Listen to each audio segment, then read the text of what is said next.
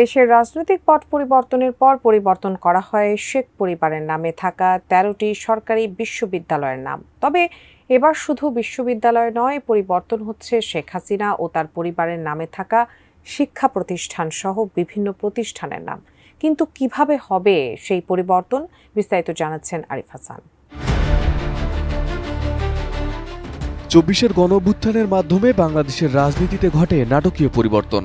অন্তর্বর্তী সরকার দায়িত্বে এসে উদ্যোগ নেন রাষ্ট্রের বিভিন্ন খাত সংস্কারের। সেই প্রেক্ষিতে পরিবর্তন আসে শিক্ষা খাতেও। পরিবর্তন করা হয় শেখ পরিবারের নামে থাকা ১৩ বিশ্ববিদ্যালয়ের নাম। তবে এবার শুধু বিশ্ববিদ্যালয় নয়, পরিবর্তনের উদ্যোগ নেওয়া হচ্ছে স্কুল, কলেজ, মাদ্রাসা, ইনস্টিটিউশন ও গবেষণা প্রতিষ্ঠানের নাম পরিবর্তনের।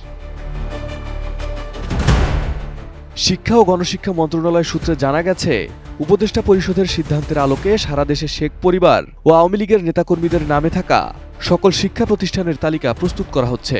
জেলা প্রশাসকদের নেতৃত্বে গঠিত কমিটি এসব প্রতিষ্ঠানের নাম পরিবর্তনের কারণসহ প্রস্তাবনা পাঠাবেন। এরপর নীতিমালার ভিত্তিতে চূড়ান্তভাবে শিক্ষা প্রতিষ্ঠানের নাম পরিবর্তন করা হবে।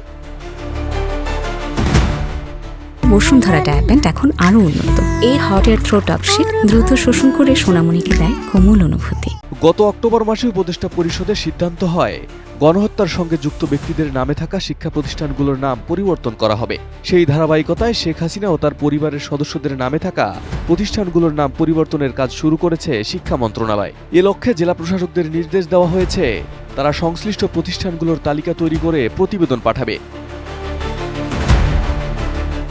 প্রাথমিক ও গণশিক্ষা মন্ত্রণালয়ের অতিরিক্ত সচিব মাসুদ আক্তার খান দেশের একটি গণমাধ্যমকে দেওয়া সাক্ষাৎকারে বলেন, উপদেষ্টা পরিষদের সিদ্ধান্তের আলোকে বিষয়টি বাস্তবায়নের কাজ শুরু হয়েছে।